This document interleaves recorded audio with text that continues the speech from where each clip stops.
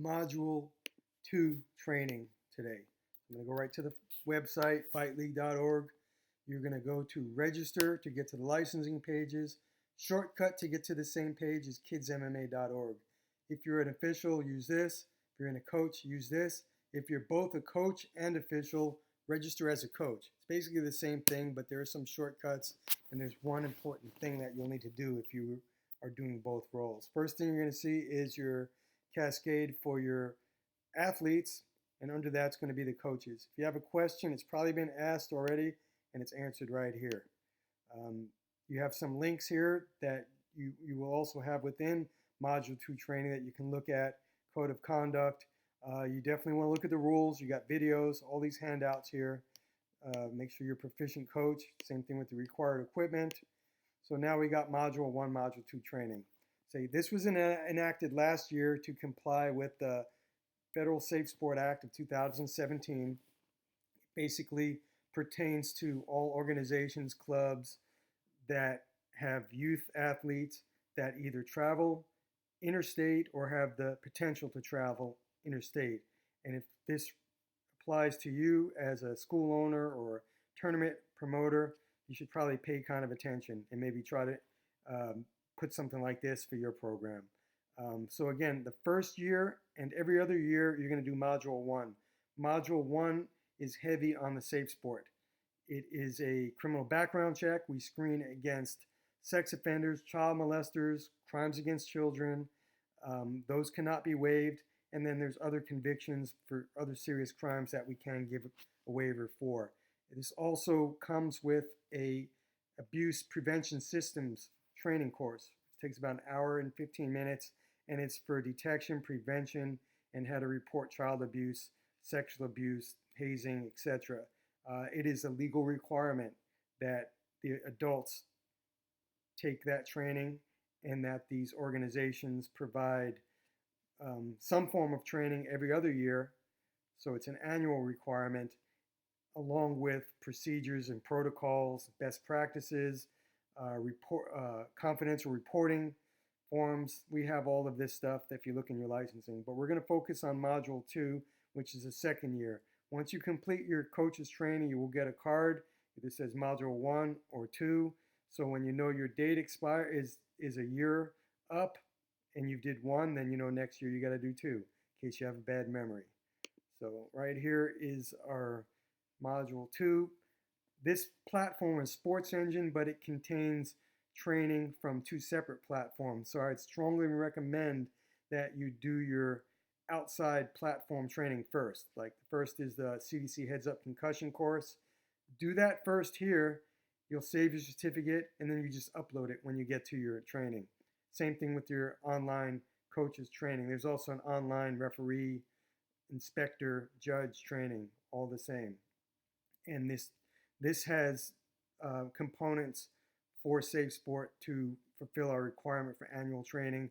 Just like when you do Module 1, it has concussion training, but abbreviated, not as much as Module 2 to fulfill our annual requirement. So right now I'm going to click into Sports Engine. I'm an administrator and I'm already logged in, so it's going to look a little bit different here. But the first thing you're going to see is this session is for coaches and officials who have completed Module 1 training the previous licensing year. If you did not do that, you need to do Module 1, not 2. So here's a link. In this site, I'd recommend opening everything in a new tab so you don't lose track of where you are or lose your page and have to start again. So this is Module 1. It looks the same, it just has different components to it. Again, I'm already registered in this, but I am going to register myself as a second person because you can't do the same training twice within the same year. So I am going to register. And if I didn't have an email account, I can get somebody to do this for me. It's just very important that you write the name of the licensee in here. Otherwise, you will not get credit for completing your licensing application. Again, here, this is the important part. If you're both dual role coach and official, pick coach. And then you can see the licensing fee pops up here. I'm not a minor. I understand my licensing fee is $20. There's no charge for Module 2 training, but the licensing fee is 20. There is a $25 charge for Module 1, which covers the background and the abuse prevention training and certificate. So here we have the Code of Conduct. This is the General Code of Conduct for the USFL. It's basically for sportsmanship and fairness. And now we have for the Safe Sport, which also requires that you have best practices and protocols and procedures to prevent child abuse. So here's 4 of the best practices right here. And now here's your complete Code of Conduct for youth safety. And it's, aside from sexual assaults and molestation, it also has hazing, misconduct, all kinds of forms of child abuse. So right here is where you acknowledge receiving this information. Now we're going to get to our Heads Up Concussion course. If you did not do this, like I recommended beforehand, just click this link here. Again, open in a new tab. I already signed in. I just did my course, but you will have to get a login for this. This is a U.S. government website for the Center of Disease Control. And I don't have to log in because I just did it. It takes about 20 minutes to get through. There's some videos. There's some questions and answers. You can stop it, always come back to where you left off. It's informative, it's important, and it's most importantly, it's law in just about every state that you have concussion protocols.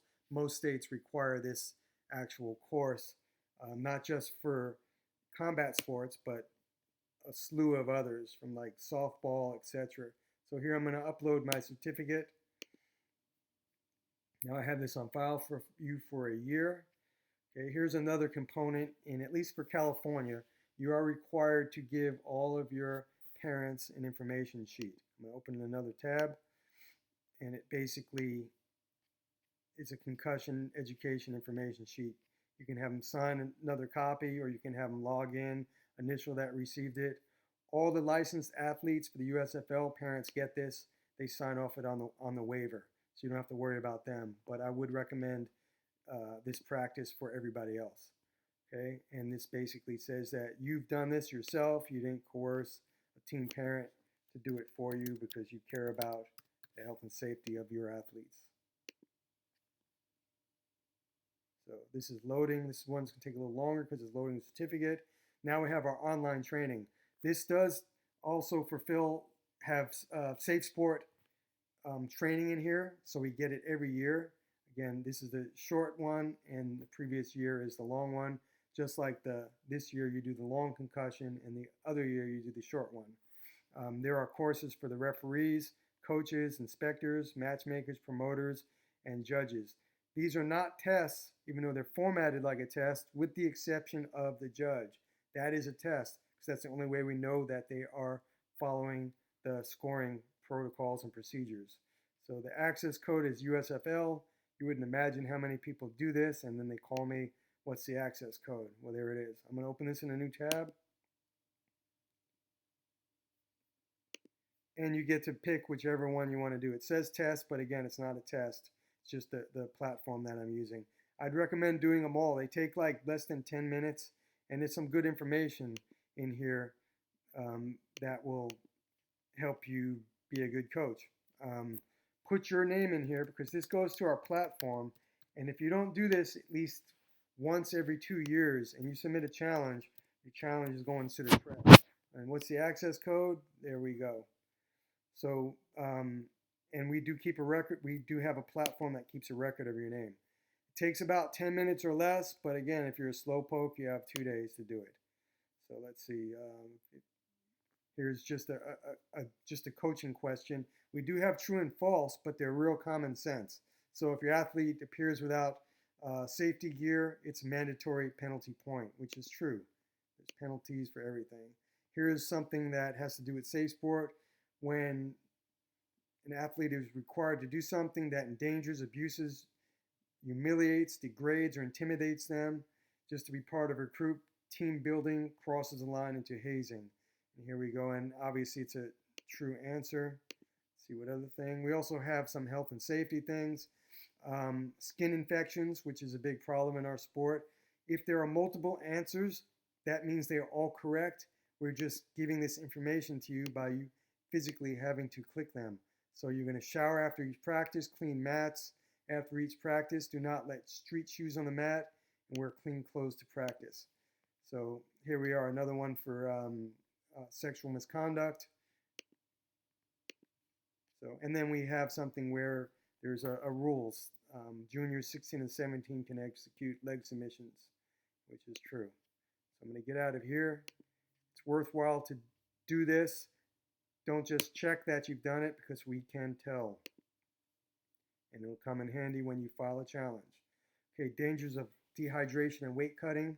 The athletic commissions require us to give this to you. It is not state law, but it is something that commissions want. You can give this to your, again, everybody who is licensed, get this information, and we have a record of it. If you want to give it to your students or post it in your gym, open up this link.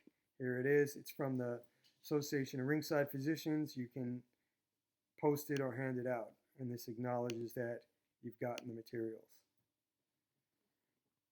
So this is about it. We're done with this. Just go over this information here.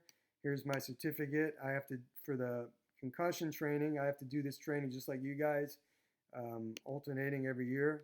And now to purchase your coach's license, if you don't get this, that means you registered as an official and you need to start again. So just the shopping cart, you can pay with a credit card, PayPal, however. So that's all I got here. Keep watching the training videos.